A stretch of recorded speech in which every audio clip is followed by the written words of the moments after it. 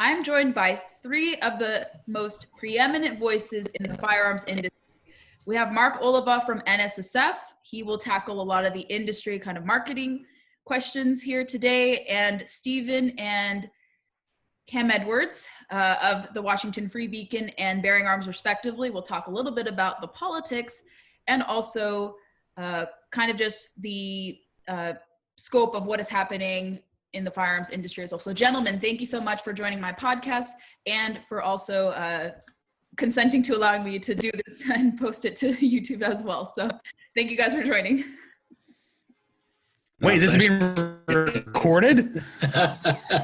No, thanks, Gabby. It's actually a real treat to be able to share the stage with these two guys. They're very well versed in the issues, and I think that they have a lot of perspective to offer. So, thanks. Absolutely. Do you guys want to talk about maybe what the next few months and perhaps the next year or so means for the Second Amendment advocacy cause for firearms? Because with just the changing nature of Washington, definitely the change in the Senate and the executive branches, there's a lot to kind of take away from that. So what do you think we should be on the lookout for, especially with divided government, but still kind of more anti-gun majorities in the Senate, Congress, and now obviously the White House? Let's take a stab. Go ahead, Steve. I'm sorry. All right. Well, so I think first off, we should just talk about the environment, right? So you have Joe Biden, Democrat, becoming president, who ran on a very really historically strict gun control platform.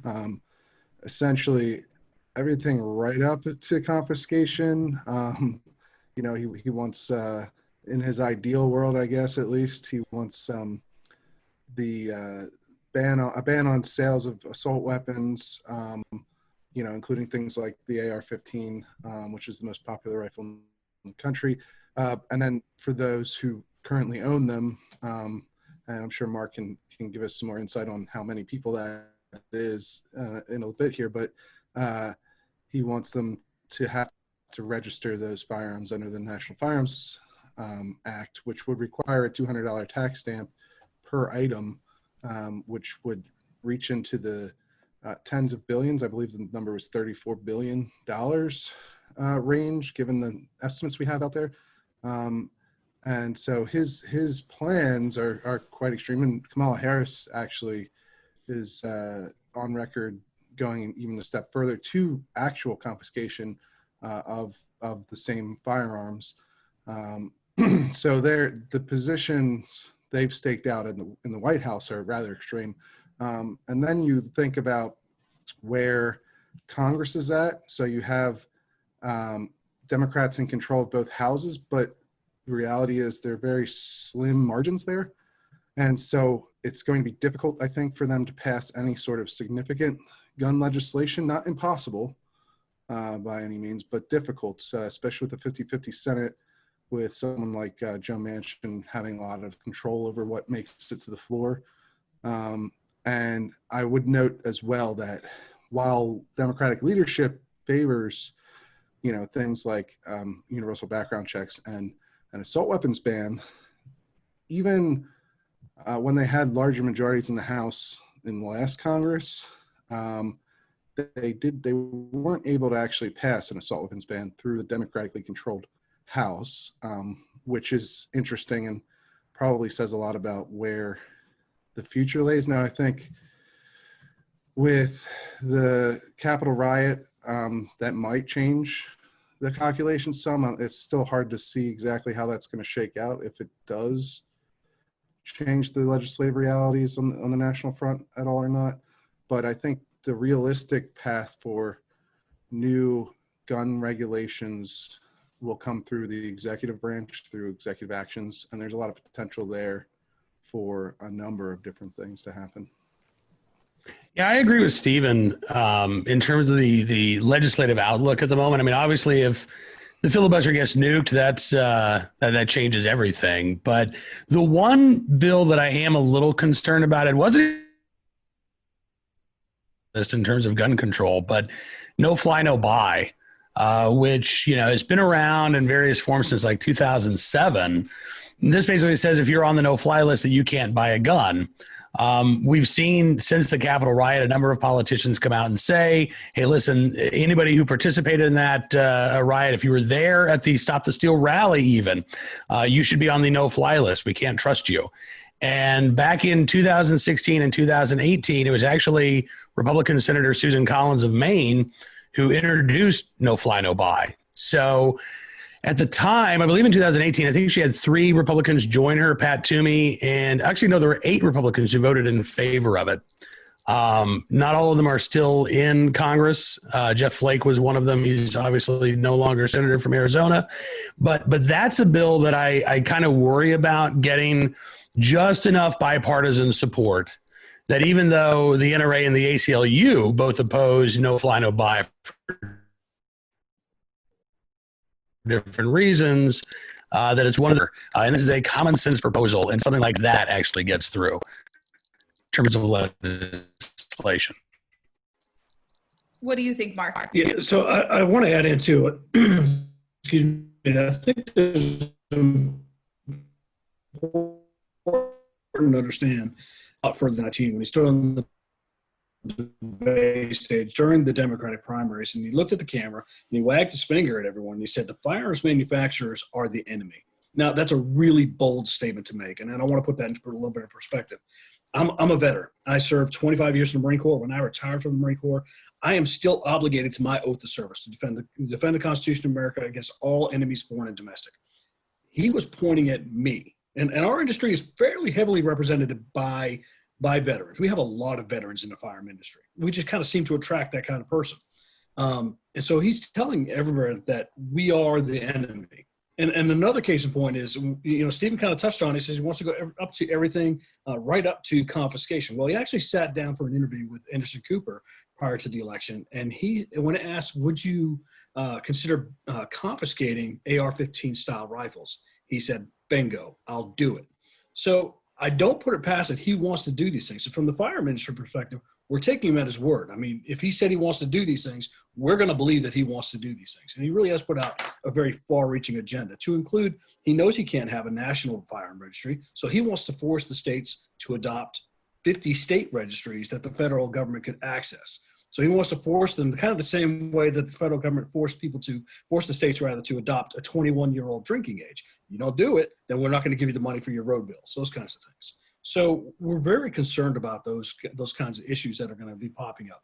When we talk about the Congress, and I think Stephen was absolutely right, you have to look toward some of those, I don't even know if you can call them blue dog Democrats anymore. I don't know if there are really that many left. But some of those centrist Democrats who are from states that have a hunting tradition and a strong Second Amendment tradition within those states, and have previously voted against some of these measures before. So I think when you're talking about them, you're talking about Senator Manchin from West Virginia. You're also talking about Senator Tester from Montana.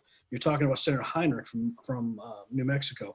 And you can probably even throw in there Senator Sinema from Arizona, who has kind of bucked her own party on more than a few issues. So we're look to see what they do and what their appetite is. Now, again, I want to remind your listeners that Senator Manchin was also one of the 2 authors of the Manchin-Toomey Universal Background Check Bill.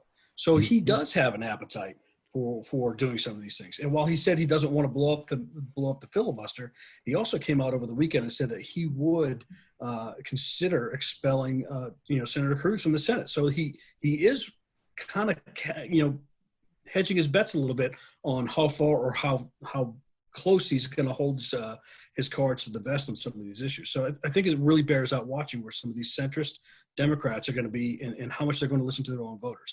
I'm not sure embracing an assault weapons ban is going to go over very well in West Virginia, which has a very strong Second Amendment tradition. They're all valid points, and it'll be interesting. And something I want to pose to all 3 of you is that obviously with the historic of firearms that were purchased, especially the 8.4 million new gun owners, how would they be able to put this in effect when kind of public opinion is changing, more people, especially in, let's say, anti-gun states, are buying firearms at historic levels? How are they going to be able to face the music when the public is kind of shifting and going away from the attitude of, and what is the industry going to do about it, you think? Yeah, so let me jump on that first. I think it's important we kind of examine some of these numbers. And as you said, NSSF puts out the adjusted mix number. So our numbers are always going to be a little bit lower than the FBI's figures. FBI, I think, had 39 million background checks that they conducted. Now, we only report out the ones that are associated with the sale of a firearm. And we had 21 million background checks for the sale of a gun in 2020. By far, shattered the records from any previous year. The best year we ever had before was in 2016, and that was 15.7 million. So NSSF, about the summertime in 2020, decided, we really wanted to kind of get to know who is buying these guns. We don't have a national firearm registry. There's nowhere you could go on a registry and say, Mark didn't own a gun yesterday, but he does own one today. So we had to kind of ask our retailers, what are you seeing when these people are walking into your stores? And the retailers are telling us that 40% of the people that were coming in were buying a gun for the very first time. That's a tectonic shift. So that 21 million figure, that gives us over 8.4 million people who bought a gun for the very first time in 2020. They also told us that 40% of the people buying guns were women. And they told us that the largest demographic increase of any particular group was among African Americans. And that rose 58% from 2019 to 2020. So again, what I was trying to tell people is that today's gun buyer looks a whole lot less like me, like a 47-year-old white guy living in the suburbs of DC, and more like the rest of America. And you're right, that is shifting. What was very telling is over the summer, I saw a lot of reports, actually one from the New York Times, was a video op-ed piece that they put out, where they were specifically interviewing African Americans who were purchasing firearms over the summer and why they were doing it. One of the women that they had on there actually had campaigned with Michael Bloomberg for Everytown for Gun Safety, the gun control group that he pays for. She was on the stage campaigning for gun control laws, but this year she decided that she needed to have a firearm to protect herself. She went out and bought a handgun for the very first time. So that kind of tells you how much she shifted, that people are now taking personal responsibility for their own safety, and they're exercising their Second Amendment right. And so that is shifting the conversation. And I think that's something that a lot of these senators are really going to have to look towards. I actually talked to one reporter out of Connecticut who had spoken to both senators in Connecticut. And Senator Murphy, who will always tell you that gun control is one of his top priorities, actually, was probably used as his top 3 or top 5 priorities going into every Congress. This year, he put it as his top 20. So that kind of tells you that he's reading the tea leaves, that there might not be the appetite to push some of these gun control issues that they've been pushing for years, because people this year realized how difficult it was. We actually had anecdotal reports from the FFLs out in California at the height of the buying. They were standing at the gun counter because they have a 10-day waiting period in California before you can come back and pick up your gun. They were standing there peeling off $100 bills right in front of the FFL saying, what's it going to take for me to walk out of the store with this gun today? And the guy was like, get out of my store. I'm not going to risk my license for you. Peeling off $100 bills. People all of a sudden woke up to the reality that these politicians around them have been writing laws that affect them and not affecting the criminals. So I think people are kind of waking up to that. Yeah, I think you're right, Mark. I mean, especially when you look at the rise in violent crime in some of these places that have really draconian gun control laws. Obviously, we saw a rise in violent crime across the country in 2020, but California wasn't spared because of its 10-day waiting period or because you have to show ID to buy ammunition. Since the start of the year, I just saw South Los Angeles homicides up 150%. I think shootings are up something like 750% in South Los Angeles since January the 1st. So I think that people are starting to come to that realization of, oh yeah, these laws are meant to inhibit me, not the bad guys. But I think in terms, also related to that, Democrats have spent the last year talking about defunding the police, about reimagining policing.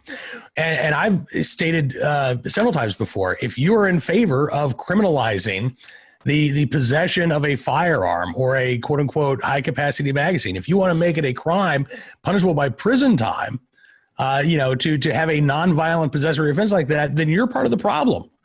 And I think gun control advocates have tried to avoid reckoning with this issue. They've started promoting things like, violence interrupters, and they're trying to, throw more money at other sides of this problem. But ultimately, if you are in favor of putting more laws on the books and you believe the criminal justice system is systemically biased and racist, well, then you're adding to the problem. You're not fixing it.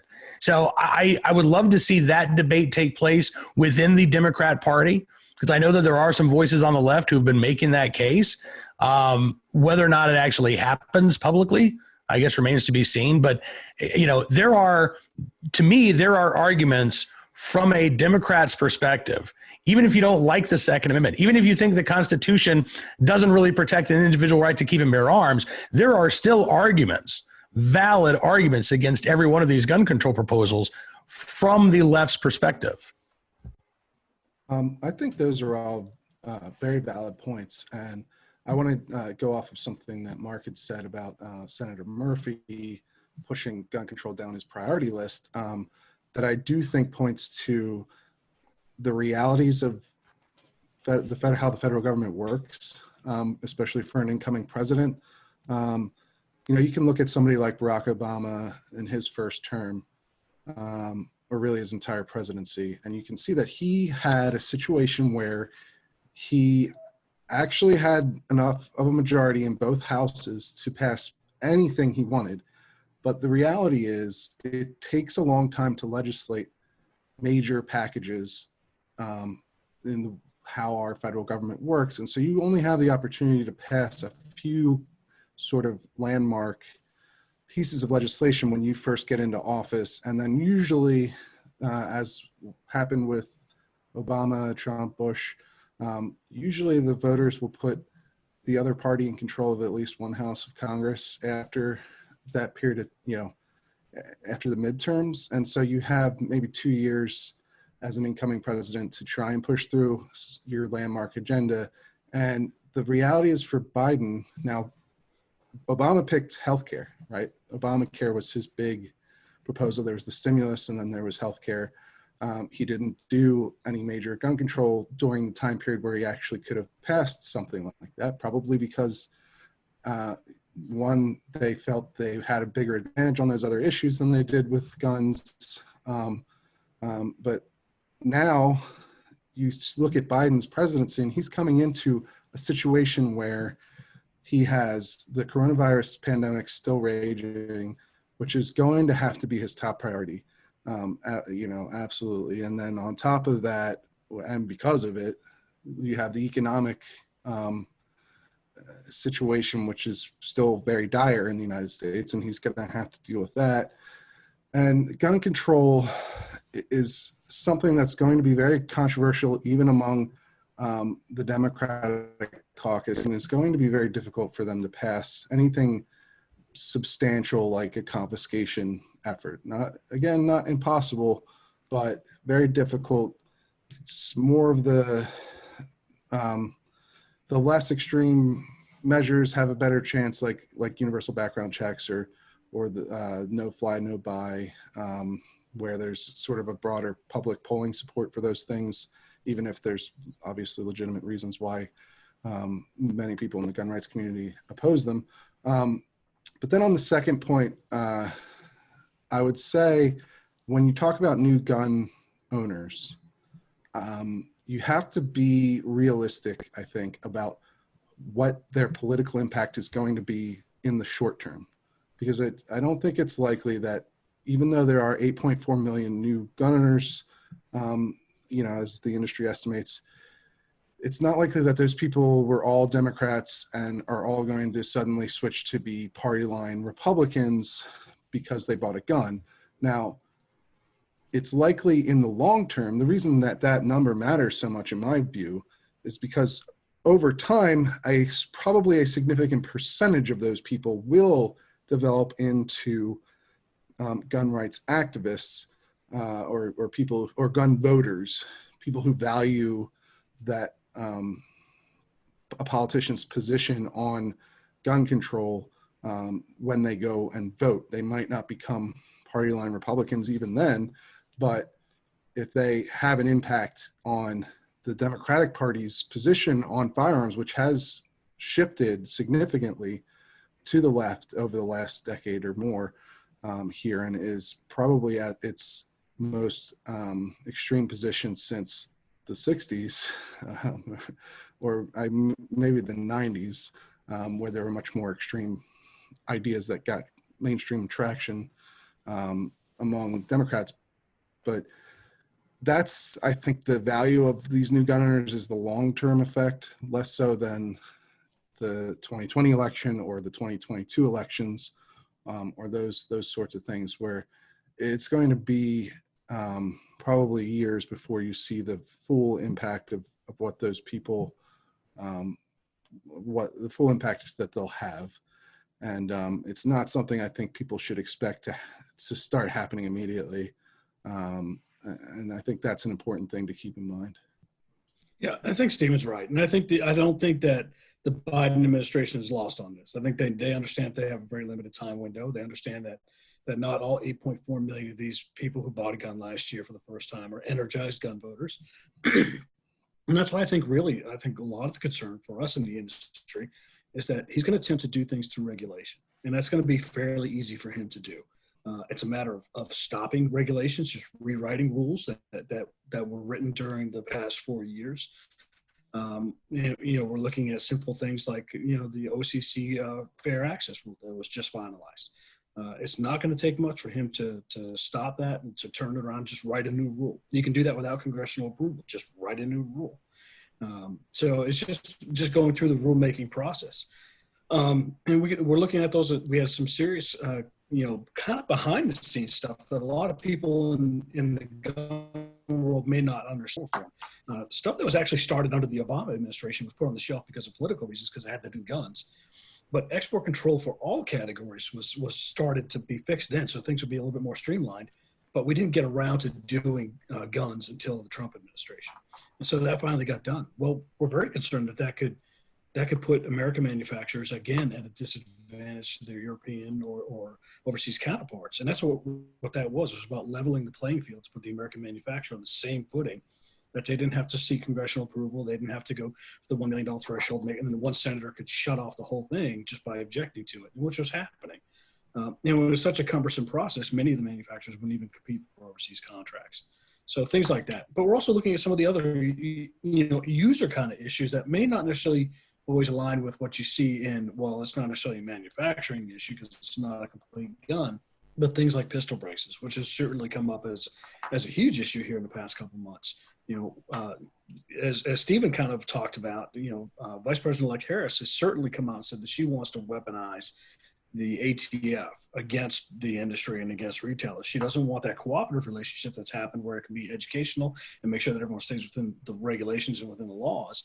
But she wants to be able to say, well, if you have, and this is the way the law is written, if you have one violation, they can yank your license right away. So now that's what we're concerned is will the ATF be weaponized against the industry and against the individual user? Will you see things like pistol braces go away because all you have to do is just write a new regulation? And we saw how easy that can happen when we were talking about bump stocks a few years ago. And it was done by regulation. It was done very quickly and it was done, kind of out the door and over. So I think that the real concern for us, and at least in the short term for the first, year or so, is going to be see what happens through regulation and executive order.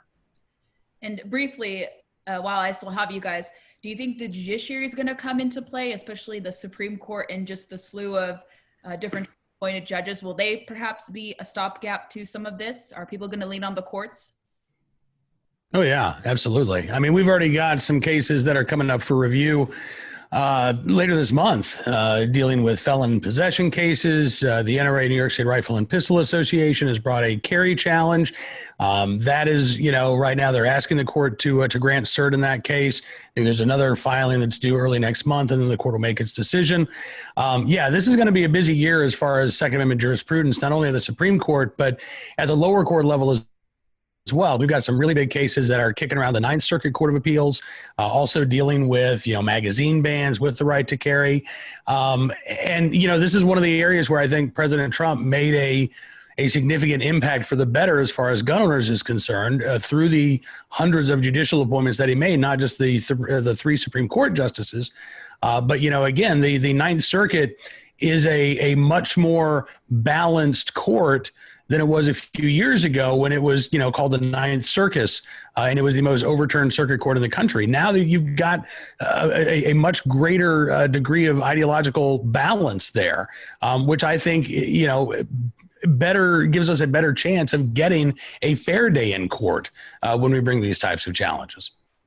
How about the issue? Yeah, and I think that if you're a gun rights activist now, you're a gun owner, that's probably your biggest area of excitement or happiness at the moment in the federal government is courts is the Supreme Court, and really the courts generally.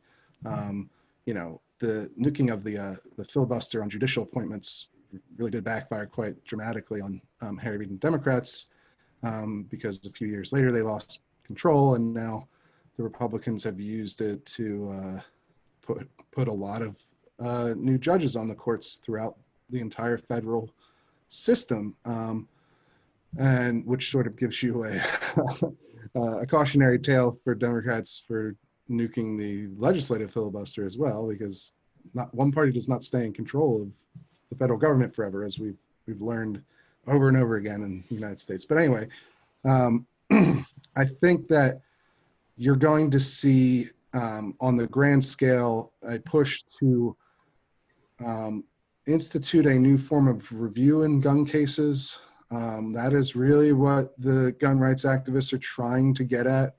Now they've loaded up a bunch of new cases from the Second Amendment Foundation, Firearms Policy Coalition, the National Rifle Association, have all filed new cases since Barrett's appointment, in order to try and move stuff up to the Supreme Court as fast as possible on a variety of different issues. And more so than individual victories on these specific cases, what they're looking for is a text, history, tradition standard to be used by the lower courts when they look at gun cases, because gun rights advocates believe that that puts them on a better footing. They kind of the complaint has been since Heller and McDonald that the lower courts have more or less ignored the Supreme Court's precedent in those cases and just instituted essentially a rational basis test, which just means as long as there's a rational basis that can be explained for a regulation or restriction, that the government wins the case, which is one of the lowest standards of review that you can have in federal court. And so basically the gun rights advocates have taken this position that they want not just to win in a carry case or a assault weapons ban case, but also to have the court say, this is how lower courts should look at these cases going forward at this, what is a higher standard of review, which would inevitably lead to more gun restrictions being thrown out as unconstitutional or in conflict with or in violation of the Second Amendment. And so I think that's what you'll see. And then that is going to be a very significant thing. I think when it comes to how the bluer jurisdictions like New York, California, Maryland, Massachusetts try to handle this in court, we've already seen them more or less try to avoid Supreme Court review of their gun laws going back since McDonald, fearing that they would lose a significant case and set a significant precedent. And so you've seen them time and again basically give up when they've lost at a lower level. You saw this in Illinois with gun carry. Once they lost at the circuit level, they did not try to appeal to the Supreme Court. They just passed a carry law instead, a shall issue law. DC did the exact same thing when they lost at the circuit level in their carry case. They, instead of appealing to the Supreme Court, they just went along with the lower court ruling in order to avoid a broader precedent that affects more states. New York did the same thing in the most recent Supreme Court case, which dealt with their gun transportation laws. They had this very unique novel law where you couldn't even, if you had a gun legally registered in New York City, you couldn't even take it to another property that you owned within New York legally. And so once the Supreme Court accepted that case, New York said, never mind, we're changing our law. Please don't rule on this case because now it's moot because we just gave in and did what the plaintiffs wanted. Now that we are afraid that the Supreme Court's going to rule on it, and it worked. The Supreme Court didn't rule on it. But I think now with the balance of the court even further towards, the more conservative justices, you're less likely to see those kinds of events happen where they go along with letting something like what New York did happen. Instead, you'll probably see stations, what they call it, from localities where they just give up instead of trying to appeal. Or you'll even see it probably from some judges and lower court. Law is unconstitutional on a certain specific point, but not the point that the plaintiffs were, the broader point that they're trying to get. And then basically they'll have to go through the whole process again, which takes years in some cases. And so that's what you'll see is like this reality dawn on some of these lower court judges who don't necessarily agree with the philosophy of the presiding philosophy at the Supreme Court about guns. They'll try to minimize cases, and you'll see the jurisdictions themselves try to avoid taking things all the way up to the Supreme Court. Interesting. I have just about a minute with you guys left. I wanted to cover some deplatforming issues, but hopefully we'll revisit it. But list off where people can follow your musings, reporting, agency stuff, industry related news. So briefly, guys, talk where can people connect with you?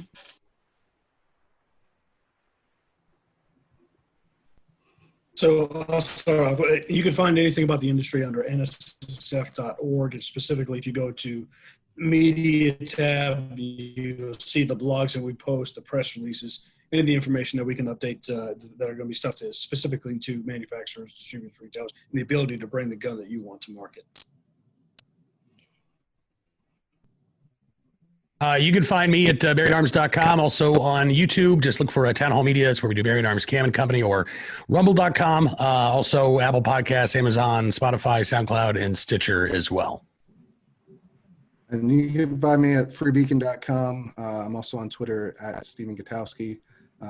If you want to read my Philly sports tweets alongside my Wawa tweets and some gun tweets sometimes. So thank you guys so much. This has been very informative, and I refreshed my memory on things, and I will be sure to send people your way. Thank you again for doing this. Really appreciate it. Thanks, Gabby. All right. Yeah, thanks for having us, Gavin. Yeah, thanks.